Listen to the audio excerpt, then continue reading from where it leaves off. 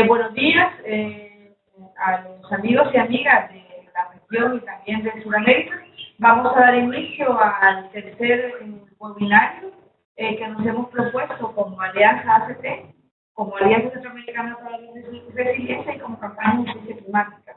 Este día vamos a contar con un aproximado de 15 participantes virtuales de Perú, Colombia, Centroamérica y por supuesto participantes presenciales. Vamos a dividir la jornada en dos momentos. En un primer momento vamos a tener los aportes de nuestro compañero Ernesto Beltrán, de ACO y parte de la Alianza Centroamericana por la Resiliencia. Compañero Clemente Martínez, un saludo hasta Dominicana, es nicaragüense, pero en este momento se encuentra en República Dominicana, quien también desde las valoraciones de ACT Alianza va a compartir las valoraciones sobre sequía, cambio climático y sus impactos desde el territorio de Nicaragua. Luego vamos a pasar un momento de entre 10-12 minutos de preguntas, comentarios, respuestas, sugerencias.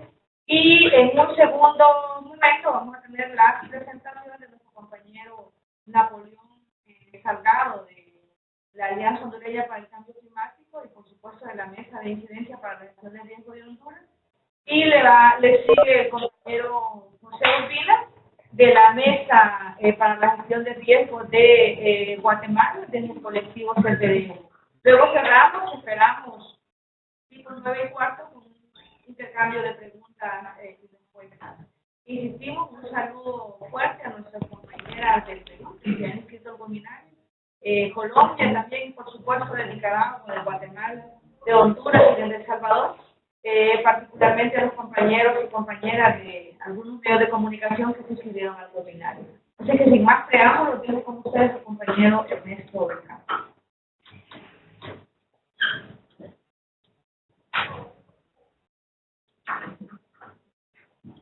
Buenos días a todas y todos que nos acompañan tanto aquí presencialmente como ahora con la tecnología que nos acerca a todos y a todas.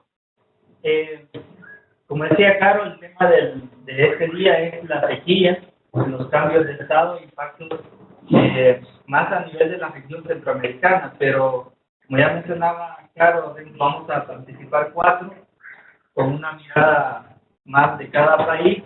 Por lo tanto, mi presentación la voy a centrar más a nivel de la sequía y estos cambios de estado, digamos, en nuestro país, El Salvador.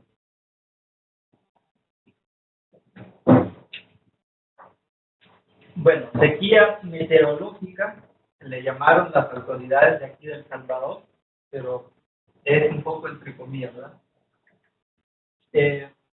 Vamos a ver una mirada rápida, digamos, los mapas de precipitación que hemos tenido en los últimos meses.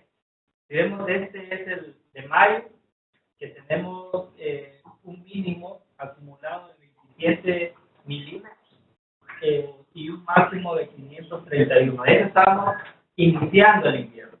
Entonces, en que desde ahí, digamos, ya había síntomas, digamos, señales de que no iba a ir tan bien, en el sentido que todo el mes, por ejemplo, en Santiago Monalto, solo llovió 27 milímetros. Entonces, para iniciar la siembra, digamos, eso era muy complicado.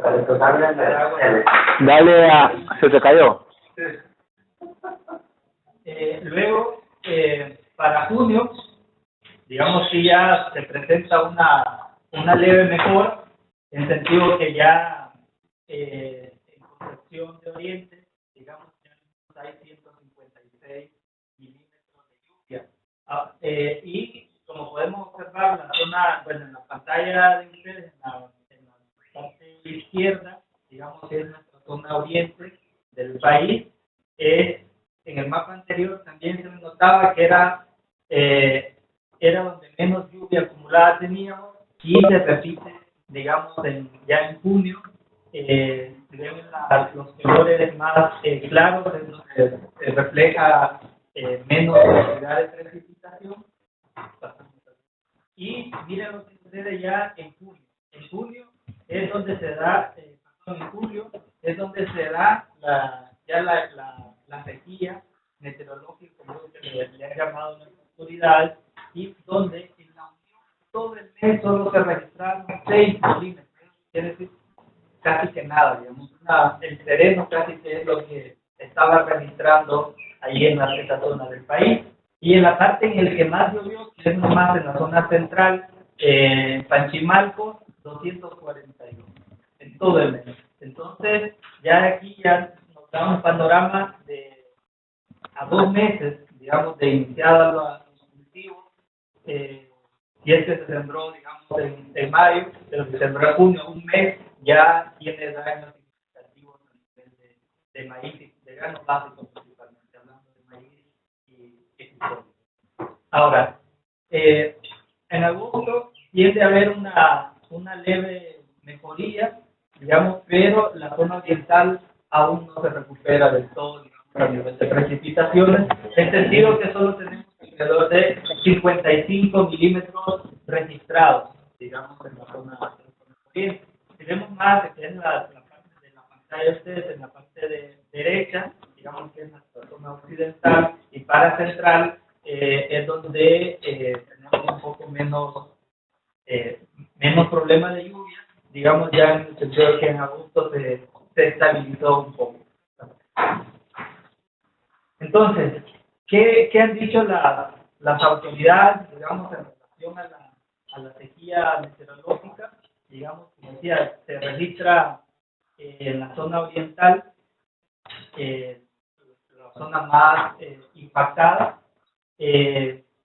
y en esta hacen dos registros, digamos, o a nivel más oficial, la información que se conoció eran de 2 sequías, pero y una era, digamos, en el mes de junio, a finales de junio, que duró alrededor de 5 días, y la otra, digamos, 5 días desde que no llovió alrededor de 2 días, y luego tuvimos una sequía de 29 días, pero en algunas zonas del país no hubo precipitaciones. En ese sentido, la sequía, digamos, se ha alargado un poco más, como lo podemos ver. Eso llegó a catalogarse, digamos, como una sequía severa. Vamos a ver más adelante, digamos, en un gráfico que encontré, de que en los últimos 40 años la más fuerte.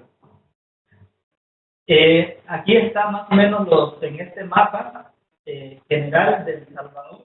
Como ven, en la zona oriental es la más afectada, en la que se registra más de 27 días, digamos, más los 5 que estaban los del anterior. Estamos hablando que en la acumulada alrededor de 33 días en la zona oriental sin lluvia. Incluso más seco que algunas veces de verano, que de repente en el mes cae una lluvia o sereno, decimos con bastante intensidad. Entonces, que les decía del acumulado, considerando las dos, decía algunas zonas más de 33 días, y veis en todo el territorio, la que menos se registró, digamos, menos intensidad de sequía fue de 19 días. Entonces, eso nos deja que ese rango, digamos, de 19, en el que menos y en el que más, 33 días, en ambos datos, digamos, estamos ya teniendo impactos directos a nivel, como decía, de la alimentación, porque lo estamos viendo solo en sentido de granos básicos, pero también el cultivo de hortalizas, el tema del café y entre otros también han tenido su impacto. Este es el gráfico que les decía, que es un historial, digamos, de las precipitaciones que hemos tenido, y donde se nota que hemos tenido la mayor intensidad de sequía, digamos, en los últimos 40 años más o menos. Y es sorprendente que también habíamos roto récords, digamos, en el 2003, en el 2012, y cada vez que ven vamos aumentándole a ese récord. Entonces, ¿qué impacto se ha tenido? Estos son datos que he sacado de alguna información oficial, digamos, del Ministerio de Agricultura, que registra en la zona, solo para la zona de Oriente, porque este registro lo hicieron, incluso la recolección de la información la hicieron por el día 20 más o menos en la sequía, donde decía, mire, ya hay impacto, ya hay daño en los cultivos, y hicieron un contingente de recolección de datos y se fueron a más que toda la zona de Oriente. Entonces, si ven, todavía a esto habría que sumarle el impacto, para estas cifras oficiales, el impacto que tuvo esos otros 10 días más que se prolongó la sequía. Entonces, estamos hablando que solo para la zona de Oriente registran 132.260 agricultores de granos básicos afectados. Y aquí, de manera rápida, digamos los 24 municipios que tuvieron la mayor afectación.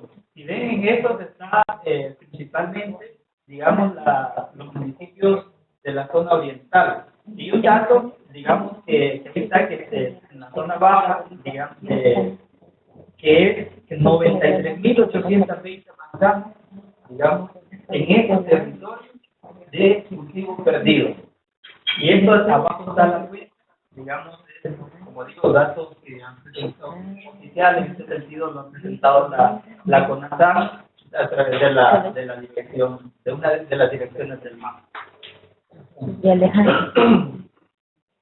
Lo que mirábamos en ese gráfico anterior, donde está el listado de municipios, digamos, aquí lo estamos traduciendo también en el sentido de que, según esto, en estos 24 municipios, 93.820 manzanas de cultivo de maíz perdido.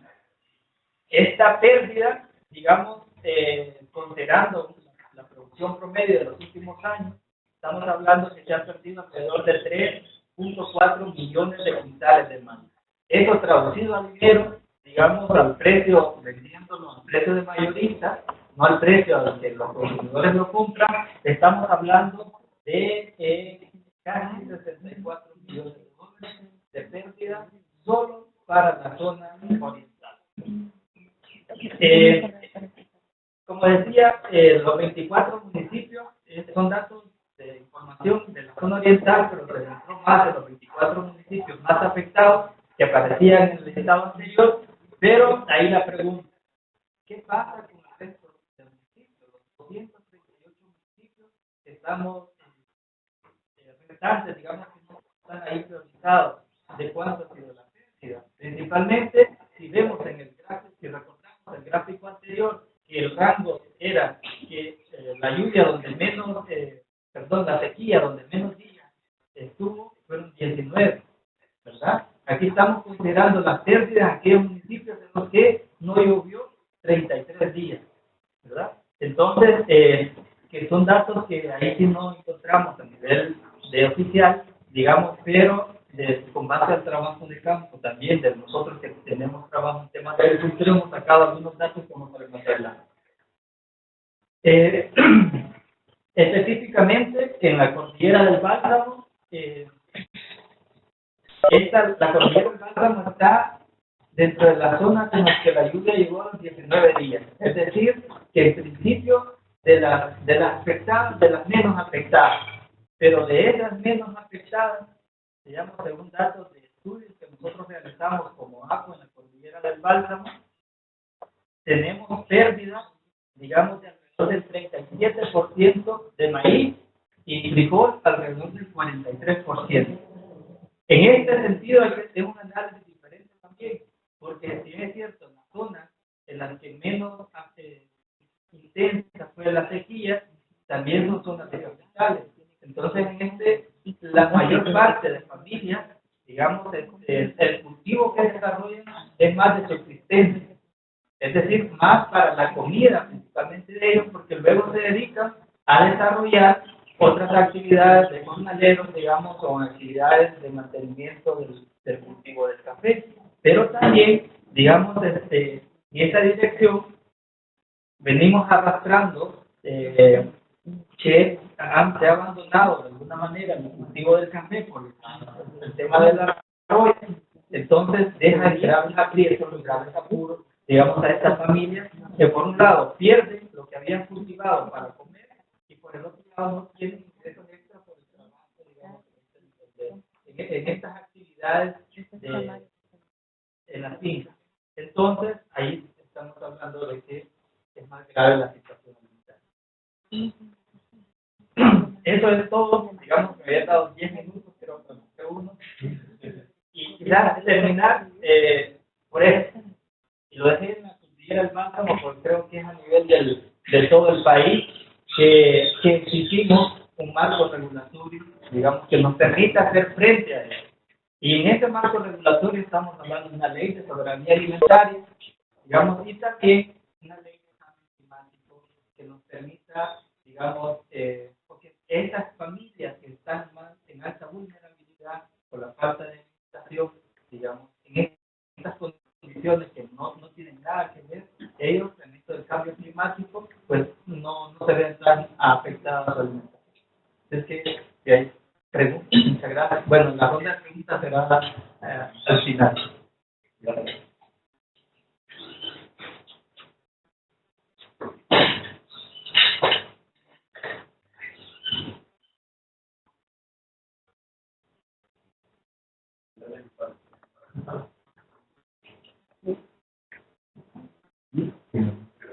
Bueno, tenemos, mientras esperamos ahí que el compañero probablemente se conecte, vamos a generar un espacio de preguntas, comentarios y respuestas a nuestro compañero de El Salvador. Así que invitamos ahí a los compañeros que están conectados en estos momentos para que puedan generar comentarios, preguntas o por supuesto a los presentes para generar un intercambio mientras esperamos la conexión de Clemente Martínez.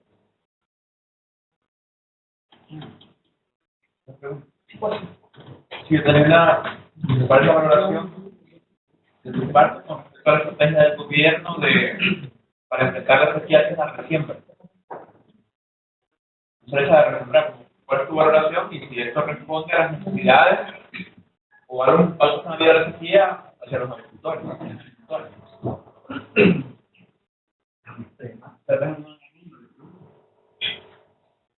Yo tengo un tiempo. Veo que esas zonas de sequía generalmente se repiten, son las mismas. La zona oriental siempre. Entonces mi pregunta va porque también son las zonas más críticas en cuanto a la forestación. Son las que menos forestación tienen.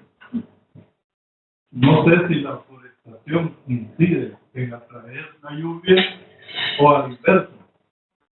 Si son las zonas de lluvia las que hacen que haya más forestería.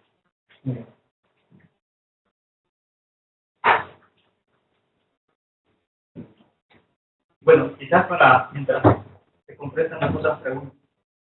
Con la primera, con la estrategia del gobierno, el gobierno con un plan contingencial, digamos, invirtió alrededor de 15 millones de dólares para la recién, digamos, apostándole a este otro periodo, digamos, en el que se podría activar. Creo que es un paliativo en el sentido de volver a sembrar, y obviamente porque las familias necesitan cultivar, digamos, para su comida, pero que no responde del todo, digamos, al problema como tal. En el sentido que, si bien es cierto, van a algo cosechar, entre comillas cosechar, dado que ha pasado, digamos, en el último mes. Toda la lluvia, digamos, que dejó de caer en esos 3 meses, bueno, en esos 33 días, pues se acumuló, digamos, entonces ahora hay que ir a evaluar las pérdidas por exceso de lluvia. Entonces, en ese sentido, yo creo que sí responde, digamos, alrededor de esos, no tengo la cifra exacta, cuántas familias, digamos, a cuántas paquetes, así le llaman, el gobierno entregó en esa zona para la siembra de maíz y de frijol, pero creo que es más allá en el tema de estrategia que se debe trabajar, que para que sea más a largo plazo y no tanto, digamos, a responder a esta emergencia como tal.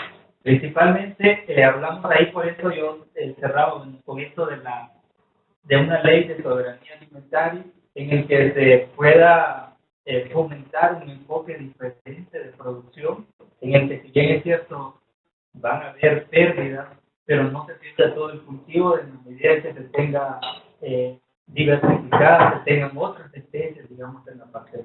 Pero por eso tiene que ser un proceso de transición y de fomentar, digamos, y de estrategia a mediano o largo plazo, y no quedarse solo a responder, digamos, aquí vuelvan a sembrar, porque también esto supone, digamos, la pérdida de la familia no se les quita, dado que tienen que invertir nuevamente en mano de obra, tienen que invertir en alquiler, que es necesario, alquiler de tierras para volver a sembrar. Y con relación a la otra pregunta, yo creo que coincide también en que es parte del corredor seco, digamos, de esa zona, pero también es ver históricamente el uso que se le ha dado, digamos, a ese suelo. O sea, que esa zona ha sido como más plana, digamos, como que propicia más el tema de tener deforestado, porque hay que alimentar el ganado, digamos, hay que el tema de los cañales en su tiempo, algodón en otro tiempo, digamos, entonces no se ha mantenido esa vegetación, digamos, aunque por eso en estas otras zonas donde ha llovido más, digamos, como han sido topográficamente no son tan planas como estas, digamos, entonces se le apostó más al tema del cultivo del café, que de alguna manera tienen ese microclima, y no es cuestión de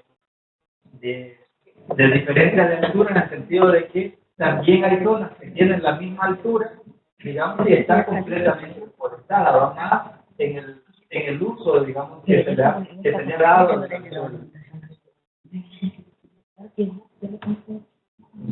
Preguntas, aportes. Sí. Bueno, de sequías extremas pasamos a otro fenómeno y no sé qué tan real es una noticia sobre un torbellino que sucedió en La Libertad, no sé si vieron esa noticia. Y bueno, son fenómenos que no se dan en El Salvador, o sea, tornados no se dan.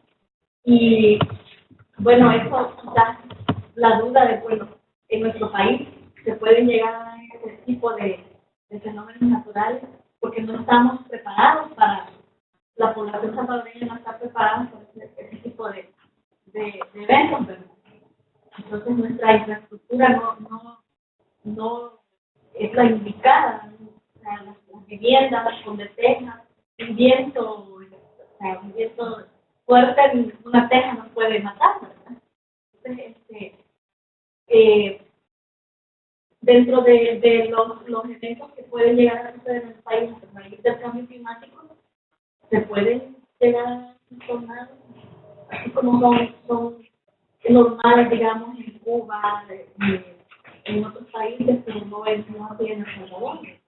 ¿Y cómo se está viendo eso a futuro? La respuesta o investigación.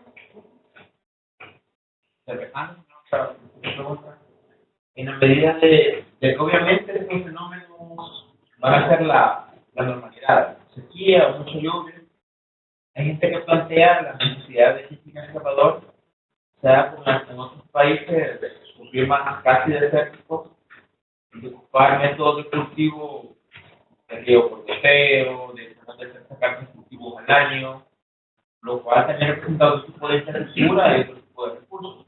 Un poco la pregunta va si esto podría ser viable acá en El Salvador, si las condiciones por particular del país lo permitieran, de cara a cómo enfrentar, aparte de lo que ya aparece a través de soberanía alimentaria, de manera, digamos, con acciones prácticas, esos impactos de la sequía en la agricultura.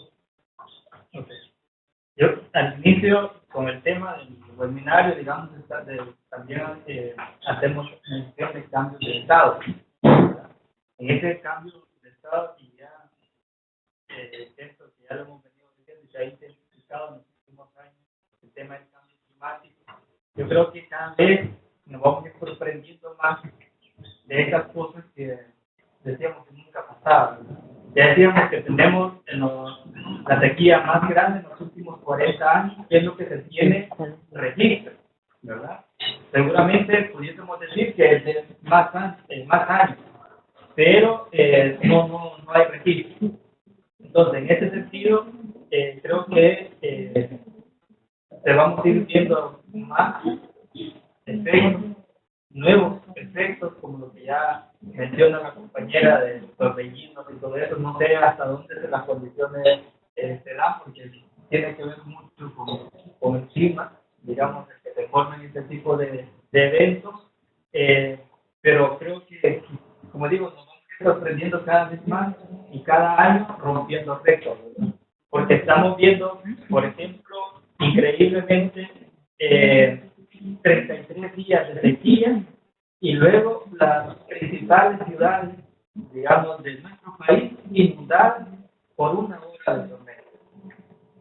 Una tormenta de una hora con lácteos, digamos, y han sido como muy focalizadas, es decir, nuestro país es pequeñito y de repente la ciudad vecina está inundada y en la que estamos nosotros no ha llovido 5 días, ¿verdad? Entonces creo que todas esas cuestiones de cambios de estado, como digo, van a ser más frecuentes y todo esto, me voy a la otra pregunta, nos va a obligar, digamos, a cambiar nuestro método de producción, nuestro método de obtener los alimentos. Y, claro, vamos a tener que ir adaptando, digamos, nuevas tecnologías, el tema de la cosecha de agua, cómo vamos el tema de la infraestructura también, pero que es un tema aparte que se debe de trabajar y priorizar, pero en términos de alimentación, como ya decía, ya no podemos depender de los monocultivos. Ya en algunas comunidades ya se está, como esto ya es cada año más frecuente, entonces lo que hacen, digamos, en algunas comunidades ya hacer doble siembra. Entonces siembro por si llueve y siembro por si hay sequía. Entonces en algunas tengo que cosechar, ¿verdad? Entonces creo que, pero eso no tiene que ir cambiando la lógica de producción, tenemos que ir adaptando a otras cosas, como ya diversificamos, en la medida que estamos preparados para eso, el impacto va a ser menor. Como decía, el tema en otros países que son más desérticos, digamos que producen, pero claro, tienen una tecnología, tienen una infraestructura, digamos que no es barata, pero que hay que iniciar ya ese proceso, digamos, hacia digamos, caminar hacia ese sistema de producción.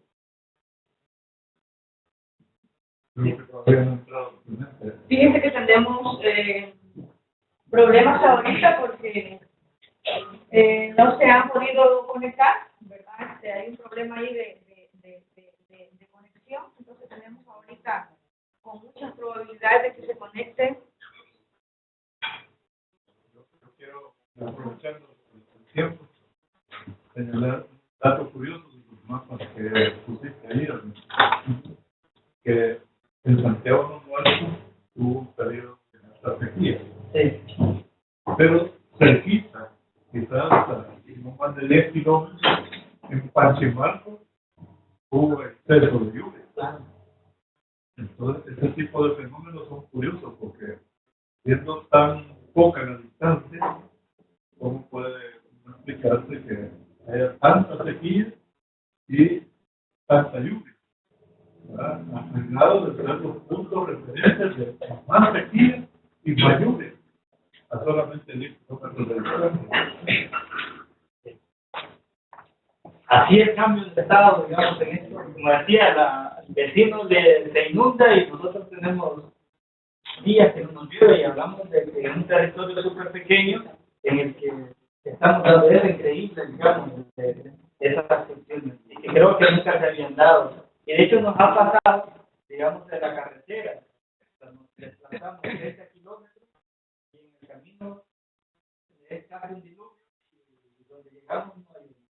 Entonces todos esos cambios, digamos, que se van a ir generando, creo que debemos estar preparados en sentido de preparados en cómo vamos a cosechar esa lluvia, porque son cantidades de agua que cae, digamos, y cómo estamos preparados para que esa cantidad de lluvia que cae tampoco nos impacte o nos eche a perder todos los cultivos que tenemos, no como si antes, algunas comunidades que antes habían tenido o históricamente habían tenido problemas de que por exceso de lluvia ¿cómo se llama? Se les perdía el maíz, pues sembraron arroz, ¿verdad? Y también sembraron el maíz, porque dicen, miren, si se me pierde uno por sequía, pues el otro voy a tener una cosecha nada. Entonces la idea es cómo ir siendo más creativo en esto, pero también no solo el trabajo del sector campesino, sino que también es importante, digamos, más a nivel de la institucionalidad, es decir, qué se va a hacer desde el gobierno, ¿verdad? En la medida también que se fomente este tipo de producción y no tanto responder, como la pregunta hace un ratito, digamos, a la sequía, más semillas, ¿verdad? Y más semillas para que siembra lo mismo. Entonces creo que por ahí tenemos que ir tratando.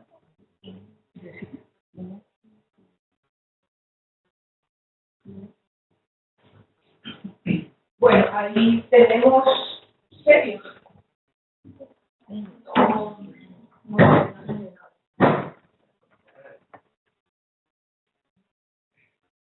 Bueno, vamos a esperar unos 3 minutos mientras resolvemos este impasse porque los compañeros tienen problemas para ingresar a la plataforma y mientras terminamos aquí de conversar, vamos a esperar unos 2 minutos nada más para ver si se resuelve este problema.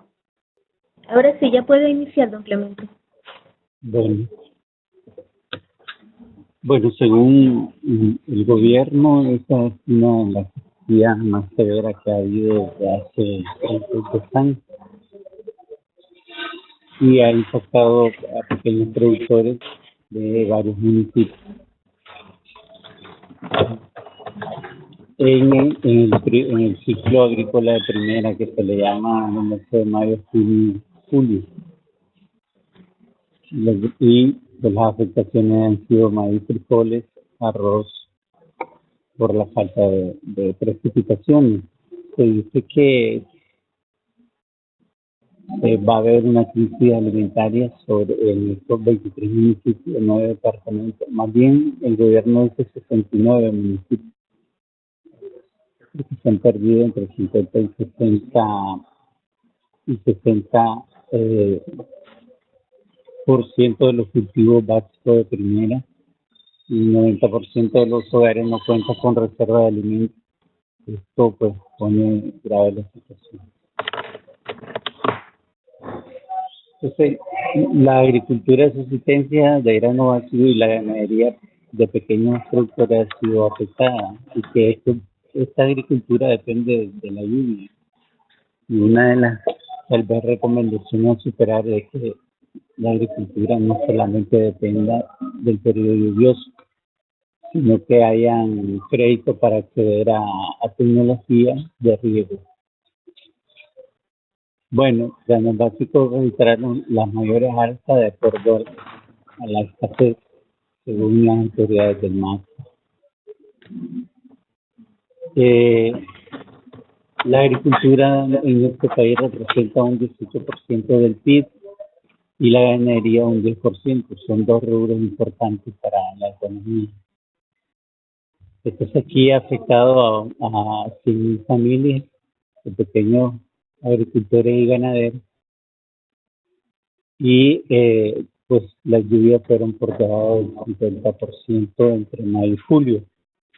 Hay unas pérdidas de maíz de 1.1 millones de quintales, arroz 1.3 millones de quintales, frijoles 3.9 millones y unas 2.500 reses muertas y más de 600.000 en riesgo por malnutrición.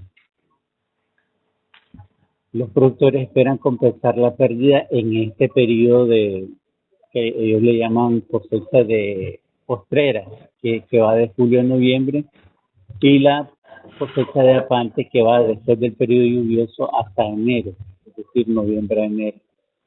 Esto según los dirigentes de las asociaciones de productores y ganaderos. Ellos esperan un resultado de un 85% de la producción del país. El gobierno ha dado alguna respuesta, ha pedido al PMA que le ayude con alimentación, y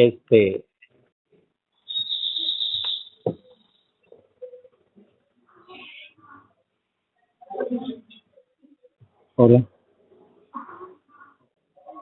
Hola. ¿cómo puedo acceder a la otra página? Tienes que bajar, don Clemente. Aquí hay La pestaña barra derecha. espaciadora.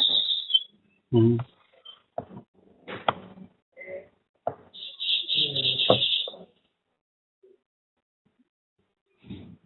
Hola, ¿me fue del aire? Sí, ¿Sí? Sí, le escuchamos. Ok. Entonces, el gobierno ha buscado una respuesta y ha pedido ayuda al PMA para el Sinapred. Me disculpan si no está en la pantalla, pero estoy leyendo aparte. El PMA ha proveído de una ayuda alimentaria de 1.400 toneladas métricas, que equivale a unos 30.900 quintales de frijoles, arroz, maíz, cereal, aceite vegetal y sal. Estos alimentos están destinados a 46.000 familias de 66 municipios de 9 departamentos del país. Si son 100.000 familias las afectadas, pues falta una buena cantidad por cubrir con alimentos. La autoridad del MACOR autorizó la importación libre de impuestos de 97.000 toneladas métricas de arroz adicionales a otras 74.000 toneladas. Esto para evitar un desabastecimiento. Pues Nicaragua solo produce un 75% de lo que consume de arroz. El país cuenta con 3 millones de quintales de arroz para el resto del año, según las asociaciones de productores de arroz. Se han importado 27.500 toneladas de maíz y el gobierno cuenta con 615.000 toneladas para distribuirlo en caso de una mayor crisis.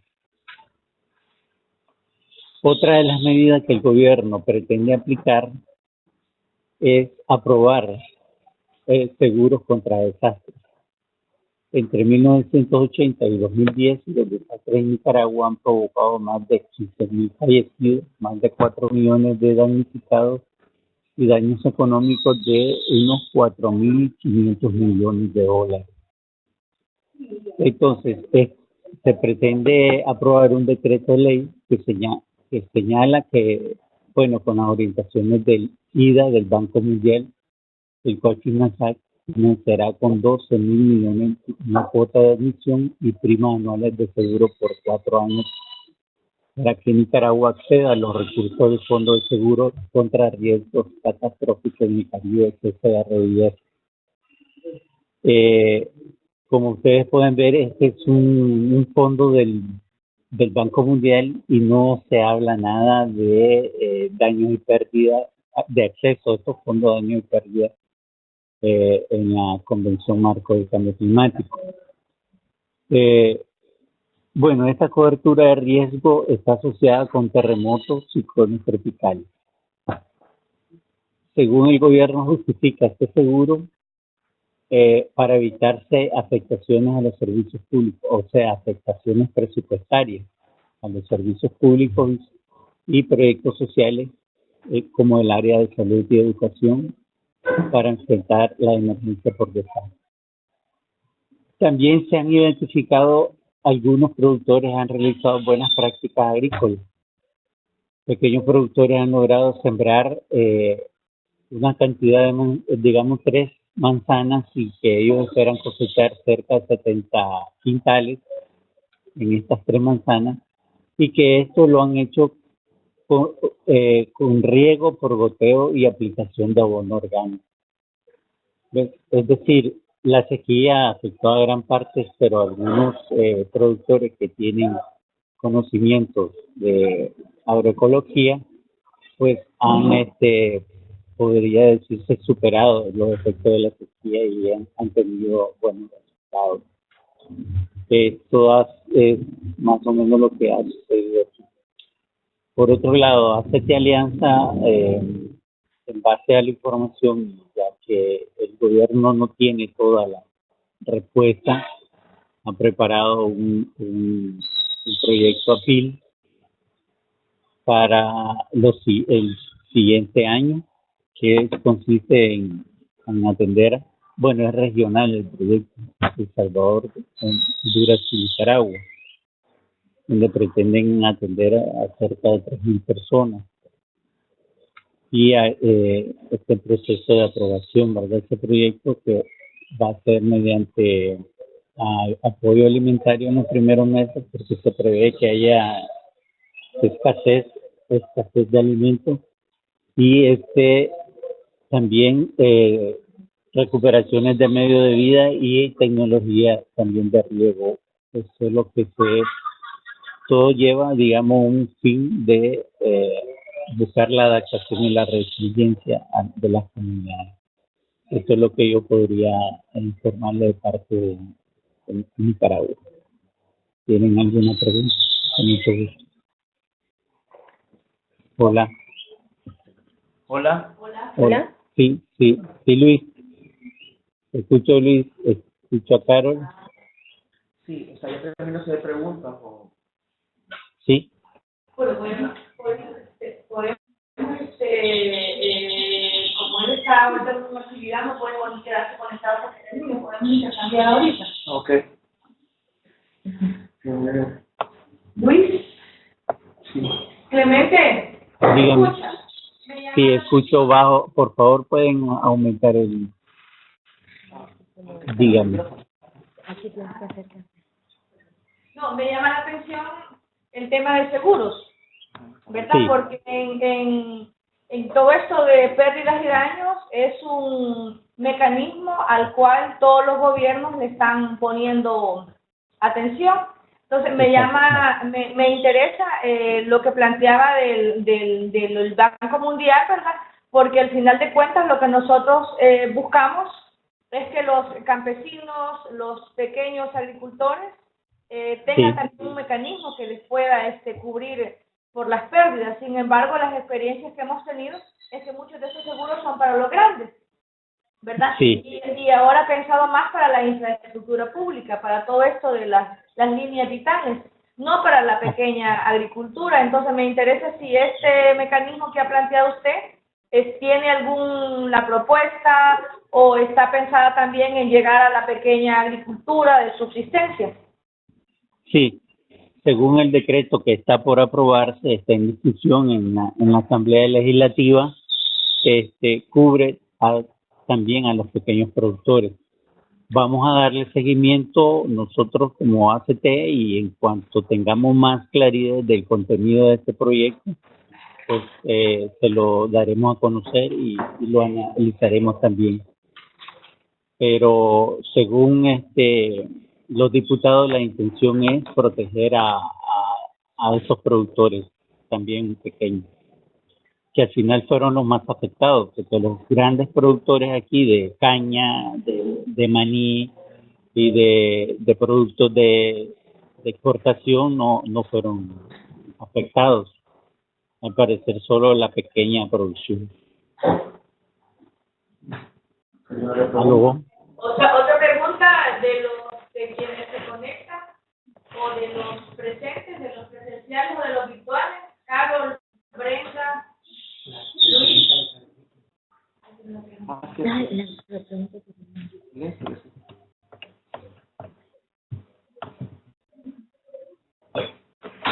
Okay. ¿Qué alternativas se proponen para enfrentar el problema de la sequía en la región? De parte del Estado de nosotros. Dime. Sería ¿cuál sería tu aporte de cara a enfrentar el tema de sequía o el tema de cambios de estado, pero a nivel regional? Es una pregunta de la compañera Carlos de Guatemala. Bien. Bien, la alternativa que estamos proponiendo es medidas de adaptación para buscar la resiliencia de las comunidades dentro de los proyectos. En el caso del Foro ACT, que trabaja con comunidades, pero también estamos trabajando con los mismos comunitarios para que identifiquen desde su experiencia y desde su vida, digamos, a lo largo de los años del clima.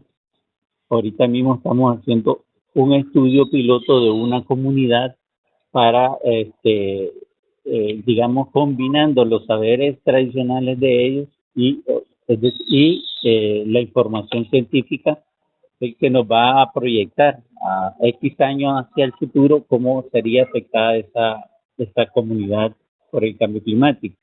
Y este estudio nos va a permitir identificar qué medidas y qué acciones a tomar para enfrentar eso. Por ahora estamos iniciando este estudio en una comunidad, posteriormente vamos a hacer. Y según los resultados, pues estamos comprometidos a acompañar a la comunidad para trabajar sobre, digamos, enfrentar este impacto a futuro. Eso es como base, ¿verdad? El gobierno tiene una serie de medidas, tiene 8 estrategias, líneas estratégicas, donde trae varios componentes sobre recursos, manejo forestal, manejo de suelo, manejo de agua, recursos hídricos, entre otros. Entonces, la idea también es que los comunitarios identifiquen sus propias medidas de adaptación y estamos también apoyándole para hacer incidencia con su gobierno municipal para que asuman e incluyan dentro del plan municipal o dentro del presupuesto municipal esas demandas o necesidades de adaptación de sus comunidades. Aló. La pregunta de los antes, virtuales o presenciales. A ver.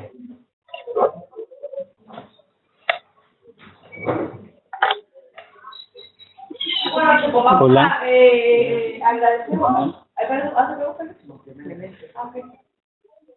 Alguien me puso acá un punto de Brenda Morales.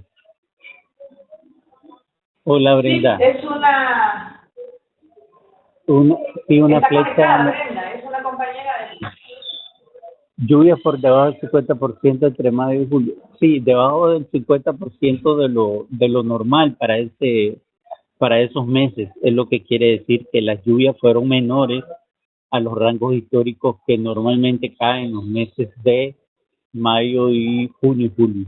Por eso decimos que las lluvias fueron por debajo del 50% de lo que normalmente ha caído pues, en estos meses. No sé si responda a la observación de Brenda. Hola, Brenda. Hola. Aló. Don Clemente, Dígame. Brenda no puede hablar porque tiene el micrófono desconectado. Ah, entonces, Pero si quiere se lo activo. sí, por favor. Bueno, no sé si le respondí. Hola, ¿Ya Brenda. está activado? Hola. Hola, ¿sí le escucha? Sí, escucho. Escuchó mi explicación. Dijo, ella contestó en el chat escrito y dice que sí, que muchas gracias.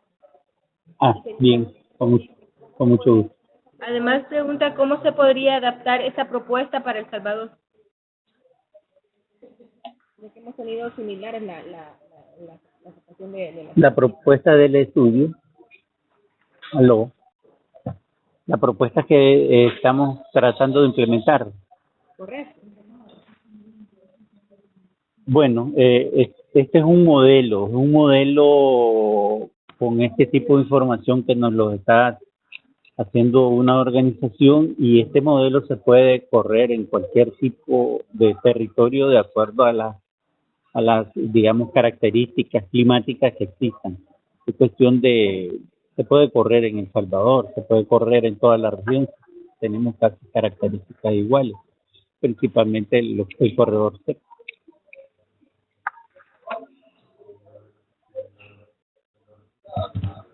Hola. Hola. Sí, gracias. Con mucho gusto.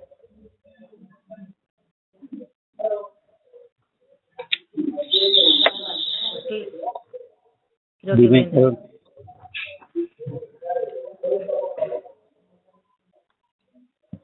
Dime, Carol. ok, dele con Carlos. ¿Okay? ¿Ya, Brenda? Bueno, gracias a Chepón, gracias a Clemente Martín de República Dominicana, un saludo para todo el equipo de la Asamblea de ACT. Vamos a pasar a las valoraciones de Guatemala con el compañero José Urbina de la Mesa para la Gestión Comunitaria de Guatemala y parte del colectivo de CPDL. Chepón, la tecnología nos abruma, estamos aprendiendo a utilizar estos. Hola, ¿me escuchan? Obviamente no tiene luz. Hola, hola, sí, ahora sí. Yo solo quiero, Carol, Sí, simplemente dígame. yo solo quiero agradecer la oportunidad y disculparme, ¿verdad?, por los atrasos que provoqué con mi entrada. Y quizá la siguiente sea mejor, que la tecnología no nos abrume. Muchas gracias.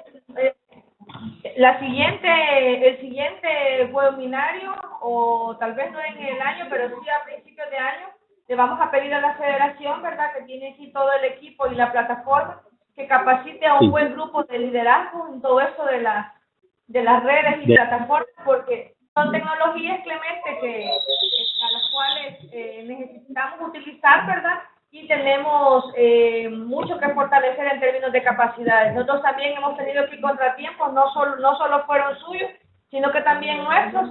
Estamos aprendiendo y nos comprometemos aquí, estoy comprometiendo públicamente a la federación también, ¿verdad?, para que hagamos un fortalecimiento de capacidades en ese sentido, porque necesitamos fortalecer este tipo de trabajo virtual, y sin duda alguna que las tecnologías son la herramienta. Gracias, Clemente. Bueno, con mucho gusto. Va a haber un informe, un resultado de esto, ¿verdad? Esperemos que sí, esa es la apuesta. Sí. Muy buen día, mi nombre es José Urbina, Hernández, de la Mesa de Gestión Comunitaria del Riesgo de Guatemala. Para participar en este evento, nos corresponde desde Guatemala dar unas ideas, unos datos respecto de la sequía, cómo ha afectado en nuestro país y más o menos por qué es lo que se está haciendo, cuáles son las causas. Guatemala se vio afectada por una canícula prolongada desde el 24 de julio de julio al 25 de julio de este año y provocó obviamente una sequía que es considerada una de las peores de los últimos 40 años. Es decir, la canícula, una falta de lluvia en la temporada de lluvia, y justamente cuando los campesinos han sembrado hace unos pocos días, faltó la lluvia y eso provocó problemas muy fuertes para ellos. Luego, tenemos entonces que fueron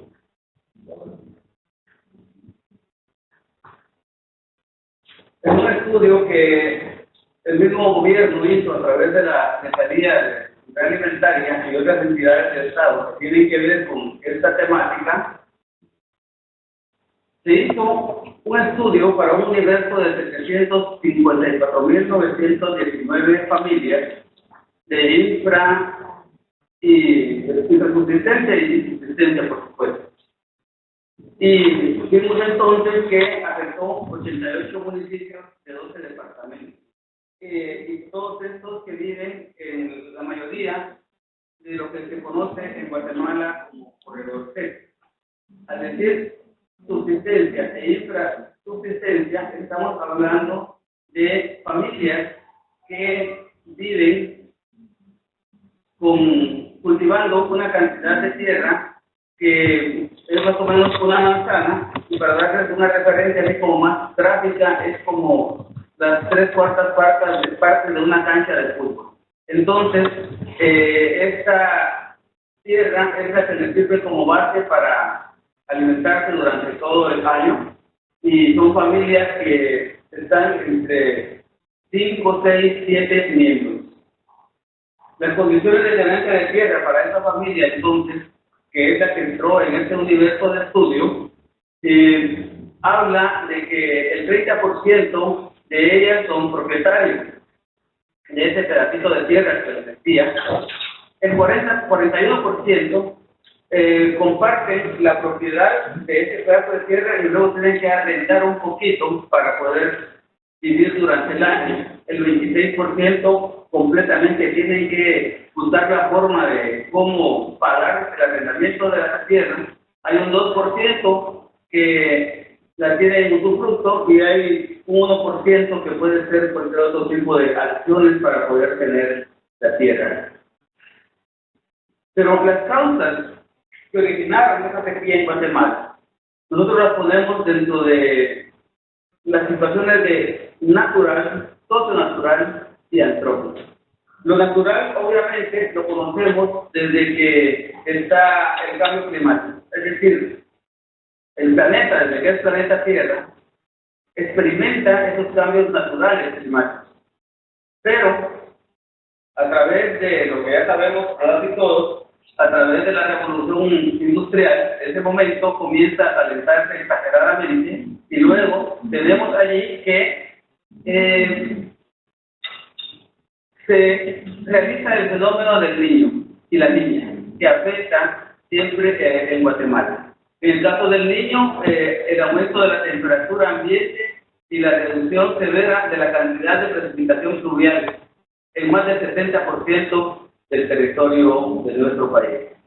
Pero también las causas antrópicas, y esas causas antrópicas son internas. Las anteriores pues, son externas, una que es natural y la otra que ya dijimos es todo natural en el sentido de que hay países que han provocado una situación donde obviamente nuestra región no está dentro de eso. Y las antrópicas internas es el uso irracional de los ecosistemas y de los bienes naturales como el suelo, el bosque, el agua. Y como consecuencia de ello, también hay sistemas legales e ilegales y también la desidia o apatía del gobierno para poder controlar.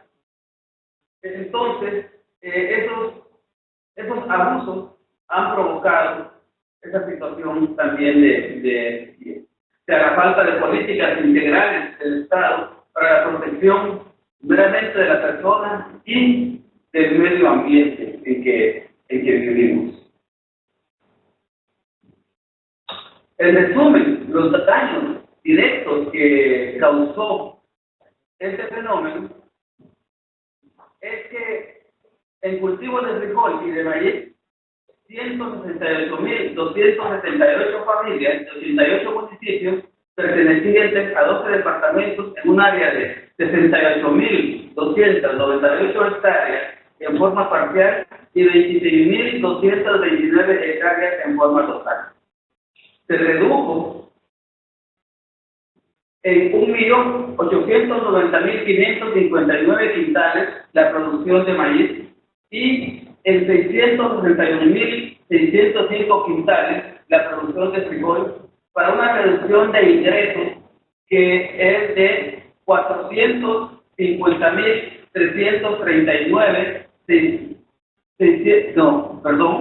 450.639.649 hectáreas, en su mayoría de familias que están asentadas en esa región denominada en Guatemala por algunos como corredor seco, que es, desde mi punto de vista, no es una situación natural, sino una situación provocada, debido a que cuando yo era un niño, hace muchos años, allá como 50 años, se le llamaba a nuestro país el país de la eterna primavera, y el verde se miraba por todos lados.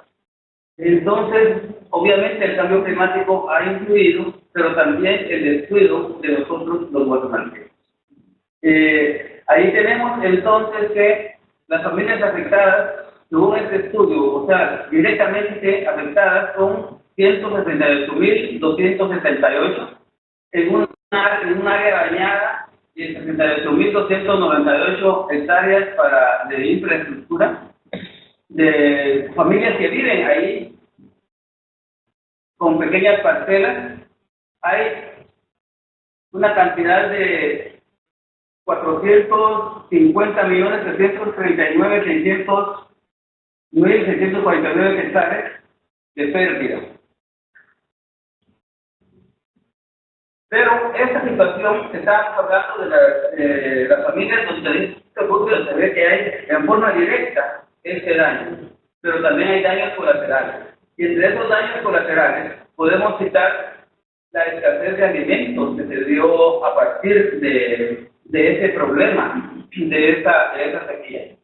También se ve una ausencia o pérdida de nuevas cosechas, porque en Guatemala generalmente se puede tener 2 cosechas al año.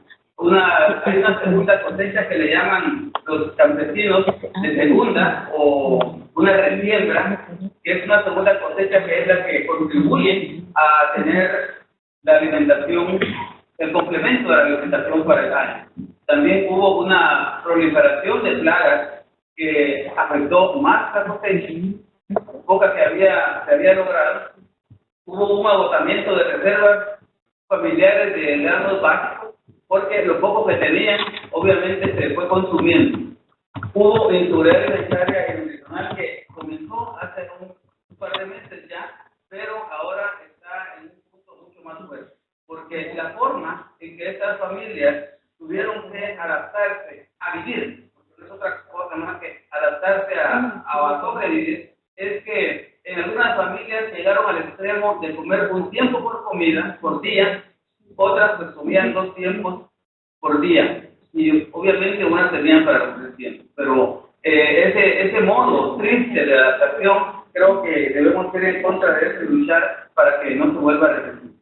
Luego hubo aumento del porcentaje de niñas y niños de desnutrición crónica, porque obviamente resultó como una situación fundamental, digamos, la falta de alimentación para que se disparara la cantidad o el porcentaje de niños y niñas con desnutrición crónica. También hubo un aumento del porcentaje de desnutrición en madres que están en periodo de gestación y en periodo de lactancia. Y también hay una situación que no está mencionada en el estudio que hace el gobierno, digamos, de esto, que fue una crisis también de la roya del café, porque a nuestro café en Guatemala le afectó también la roya como producto de las olas de calor y de la sequía que estuvo sintiendo. Entre otros daños colaterales también tenemos el aumento del área semiárida denominada corredor seco. Antes, este área solo era una situación que se daba en pequeños espacios, que afectaba pequeños espacios en el área de oriente de nuestro país.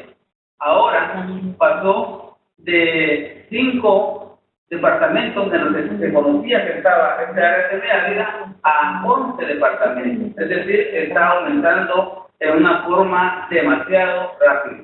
Y esto lo estamos hablando en un periodo corto de 5 años aproximadamente. Hay también una disminución de cuerpos de agua. Hay una deserción escolar, principalmente en niñas y niños en el nivel primario, porque los padres de familia no tienen para poderlos enviar a la escuela. Hay más pobreza para familias de infra y subsistencia, porque esta gente es la que, como decíamos, cultiva menos de una manzana de tierra o una manzana de tierra, pero para 8 personas, se puede ser 7 personas, puede ser una familia, el resultado de esta cosecha simplemente fue rotundamente negativo. También hubo un aumento de precios de la canasta básica en Guatemala, principalmente de maíz y de frijol. No hubo capacidad también del Estado de controlar esta alta y moderada de los precios, y subió ostensiblemente también el precio, principalmente del maíz y del frijol. Hubo una reducción de oportunidades de empleo para jornaleros de la roya, jornaleros que trabajan en el café. Es decir, la crisis de la roya del café también provocó ese efecto, ¿verdad? Ante esto, el gobierno también estuvo tratando o está tratando de dar un apoyo y luego inicia con esta cantidad de 768.278 familias afectadas con una asistencia alimentaria bajo la modalidad de distribución general de alimentos con una duración de 6 meses. Esto significa que mensualmente se les entrega una ración de comida que se supone que debe alcanzar para un mes, y también aquellas familias que tienen la capacidad de hacer una siembra en su pequeño terreno porque puede haber algunas condiciones todavía, se les da una dotación de semillas de frijol y de maíz dependiendo de la vocación del suelo que tenga, para que tengan esa opción de esta segunda siembra. Pero creemos que la ayuda insuficiente y la forma en que se está dando es insuficiente. Porque la crítica que nosotros tenemos, porque no es la única vez que se ha dado esto, y esta cuestión, por ejemplo, se ha repetido en los últimos 5 años, en que está mermando en esta época, hay problemas de cosechas. Entonces, basado en experiencias con administraciones anteriores y esta misma, administraciones gubernamentales, estoy diciendo, es que la ayuda humanitaria en alimentos y semillas solo se presenta como un pequeño paliativo para pocos meses. En este caso está dicho que será para 6 meses. Yo espero realmente que se cumpla, porque esta gente necesita de comer para no morir de hambre. Pero, desgraciadamente, esta ayuda es realizada y atendida con programas clientelares en función de proyectos políticos partidistas. Entonces, es una problemática fuerte que lo hemos visto en el pasado y desafortunadamente también se está viendo en este momento. Nosotros, en el área que trabajamos dentro de la mesa, hay unas comunidades en el oriente, precisamente Camotán, en Chiquimula, Cocotán y otras que están por allí. Los grupos comunitarios hicieron una protesta fuerte para poder tratar de enmendar ese error.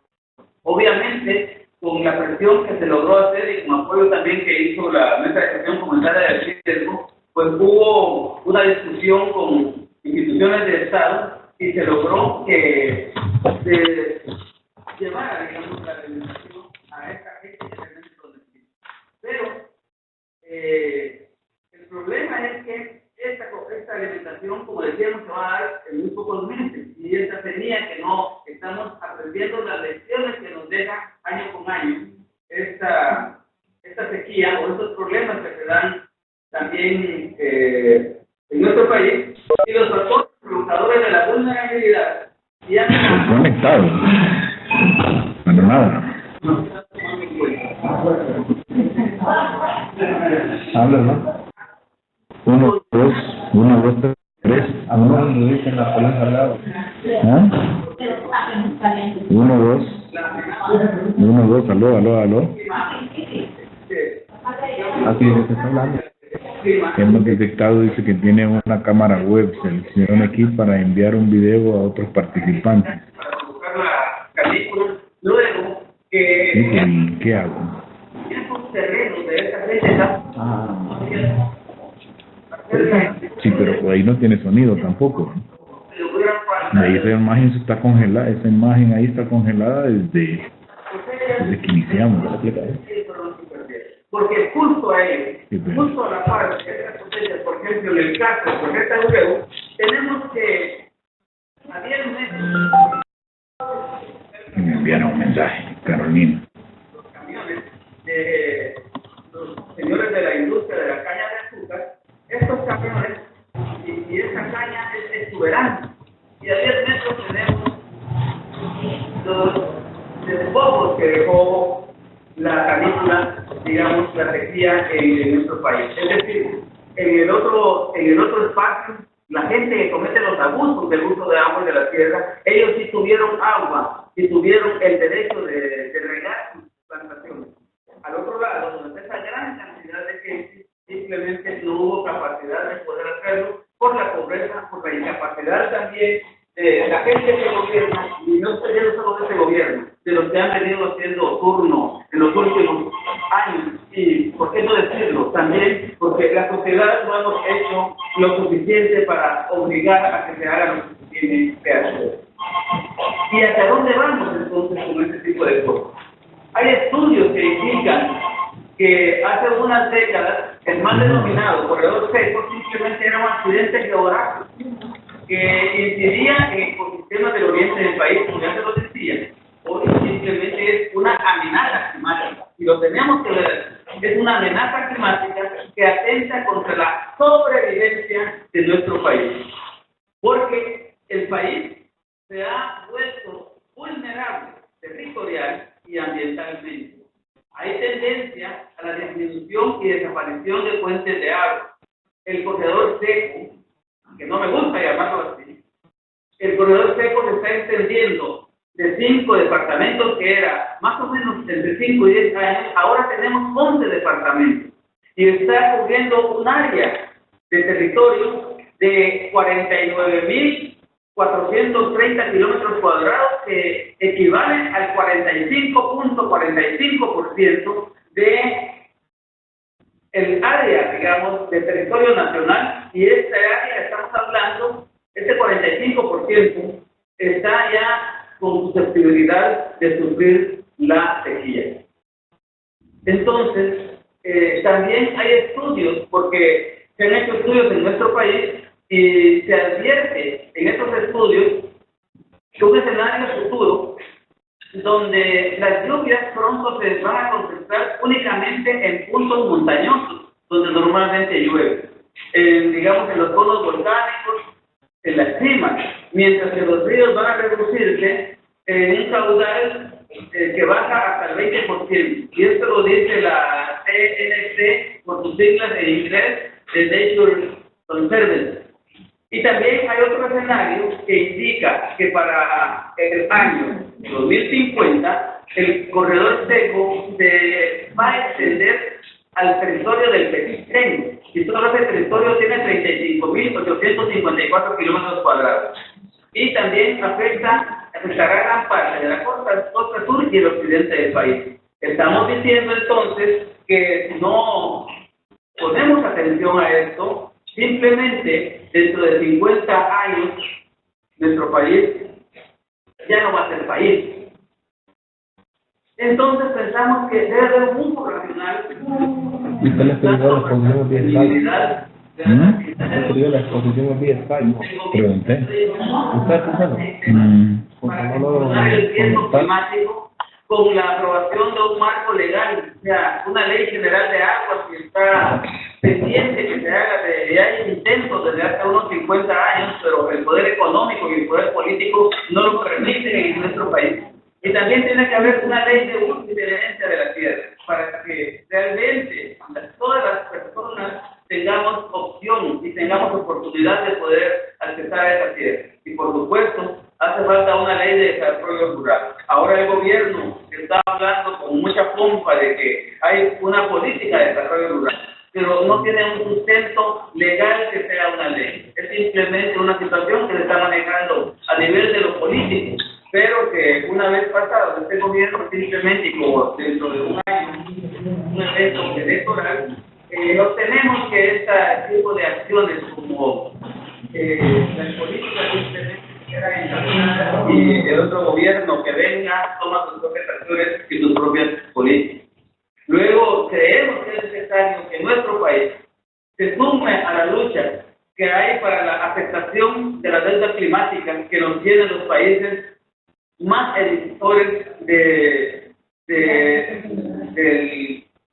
GEI, para contar con recursos suficientes para la inversión, porque esa sequía, esos daños que está sufriendo la gente del país, la gente pobre de nuestro país, debe ser compartido. Creo que ellos ya pusieron una buena parte al estar sufriendo hambre.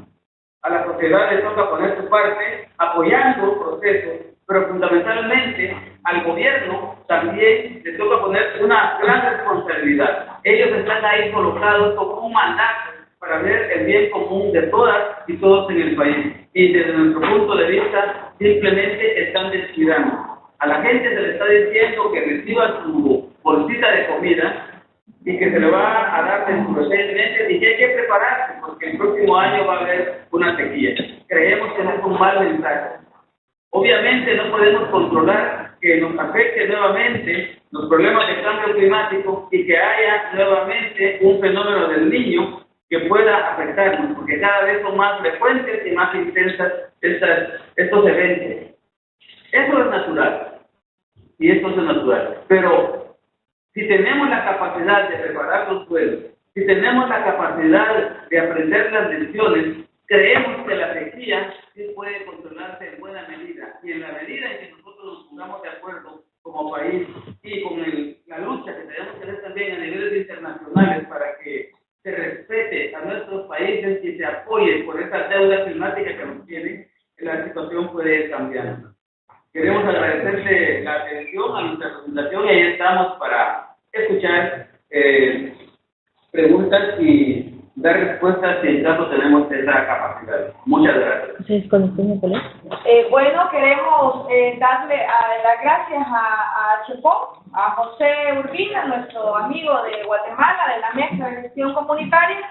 Tenemos muy poco tiempo porque por los impases tecnológicos que tuvimos vamos a tener que dejar nada más solo unos 7 minutos para comentarios, debido a que a las 9:40 se va a usar la plataforma para otra actividad.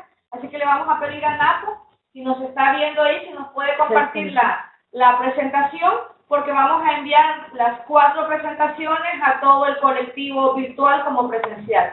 Así es que hay preguntas para Guatemala, les pedimos a los presenciales y a los no presenciales. Me llamaba particularmente la atención el país de la eterna primavera, ¿verdad? Como se le llamaba a Guatemala, y pues ya no es ni eterna ni tampoco hay mucha primavera, es decir, tiene que ver con cambios drásticos, que nos comentaba Chepón, que mucha responsabilidad tiene que ver con cambio climático, pero también responsabilidad de los guatemaltecos. Así es que preguntas de los presenciales o comentarios de los no presenciales. Chepón. Sí. Mira, tal vez si me comentas a tu criterio, ¿cómo consideras de que las acciones que ha realizado el gobierno de Guatemala se han abonado a enfrentar el tema de la sequía o solo han sido cosméticas? Y lo segundo, que había una pregunta también de una compañera de Guatemala, en la medida de qué propuestas tenés hacia la región de cara a enfrentar la sequía. Sí, gracias. Respecto de la primera pregunta, básicamente son cosméticos, porque, eso se viene repitiendo, y hay estadísticas que hablan de 5 años atrás, cómo se ha venido perdiendo poco a poco esa capacidad para las familias pobres en nuestro país, estas de infra y subsistencia, digamos, que hay, y como les decía, tienen menos de una manzana de terreno o hasta una manzana, pero son familias también numerosas. En ese sentido, lo que está todo es esa bolsa que se está dando para que subsistan, digamos, en este momento. Y obviamente hubo que pedir, extender la mano pidiendo ayuda a la ONU para que también para que ayuden a apoyar. Pero miren, seguimos haciendo este tipo de cosas. Esto, como decía antes, estamos condenando a una muerte segura a esta gente por desnutrición. Simplemente no habrá formas para poder alimentar todo el tiempo a las familias. Entonces yo sí considero, como es un año preelectoral, que le estamos dando mensajes metamensajes para tener un caudal, digamos, de electores que puedan favorecer al partido de turno. Pero en cuanto a situaciones que pueda funcionar, hay una ley, por ejemplo, de cambio climático, desde nuestro punto de vista, que ya lo vimos también a nivel de la campaña mesoamericana, tiene muchas falencias esta ley. Pero además de tener falencias, también tiene problemas de operatividad, porque no cuenta con los fondos necesarios para poder realizarlo. En cuanto a la región, pues ahí lo que tenemos que ver es que hay que hacer estudios profundos y hay que hacer una integralidad de ese bien. Es decir, hay un sinnúmero de elementos que están provocando el riesgo climático, que es natural, y no es natural, como decía, pero hay un sinnúmero de elementos que también se están dando allí, que tienen que ver con la ciudadanía de cada uno de nuestros países de nuestra región. Entonces, hay que hacer estudios donde veamos de una forma holística toda esa problemática, y esa problemática desde sus partes, para ver realmente ese todo cómo se está realizando, cómo ese todo influye en cada uno de los elementos para dar ese riesgo climático. O sea, la sequía, desde mi punto de vista, es un riesgo climático entonces, porque es un gran elemento que está constituyendo ahí, digamos, el calentamiento. Pero es un riesgo también antrópico, porque nosotros tenemos mucho que hacer, nuestros gobiernos tienen mucho que hacer, y debería también darse una situación de legalidad, una situación de tener leyes a nivel regional donde se proteja a la madre naturaleza. Simplemente hay despojos, simplemente hay abusos y no se hace nada a favor de ella. Deberíamos legislar para que nuestra madre naturaleza tenga también el derecho, es decir, una ley de protección de la naturaleza. Ok, gracias, Chepón. Hay preguntas. ¿Hay preguntas? No. Bueno, Chepón, gracias. Estamos contra el tiempo. Vamos a tratar de evacuar las limitantes que han tenido que ver con el tema de tecnología, que creo que todos y todas tenemos mucho que aprender. Sin embargo, las posiciones han estado enriquecedoras. Vamos como acuerdo de la jornada. Vamos a enviarles, si nos podés hacer llegar las presentaciones, creo que ya está la presentación de él, todavía no. Si nos podés hacer llegar la presentación, o así como hizo el compañero Clemente, el documento Word, para poderlo enviar no solo al colectivo que se inscribió al webinario, sino en general a todos los aliados y aliados de la justicia climática. Así es que le damos las gracias a las compañeras de Guatemala, compañeros de Honduras, compañeros de Nicaragua que se han conectado, también de Perú, entiendo, y Colombia, ¿verdad?, que han estado presentes de manera presencial, y el compromiso es enviar los materiales que han sido socializados, y también invitarles desde ya al próximo webinario que va a ser sobre el informe, los hallazgos y las valoraciones de expertos sobre el quinto informe del IPCC, que está próximo a presentarse, y lo vamos a también a valorar desde la región centroamericana. Ese es el próximo webinario. Gracias a Chepón, gracias a Clemente, gracias al compañero Ernesto, y por supuesto a Napo, que tenía toda la difusión, pero por cuestiones de tiempo y de tecnología, pues no lo pudimos desarrollar. Así que gracias, Chepón. Un abrazo para Guatemala, para Nicaragua, y por supuesto para nuestros amigos presenciales y virtuales de El Salvador. Adiós, gracias. Gracias a ustedes. El saludo fraterno de la mesa, de nosotros, y bueno, les envío la presentación. Gracias, Chepón. Adiós.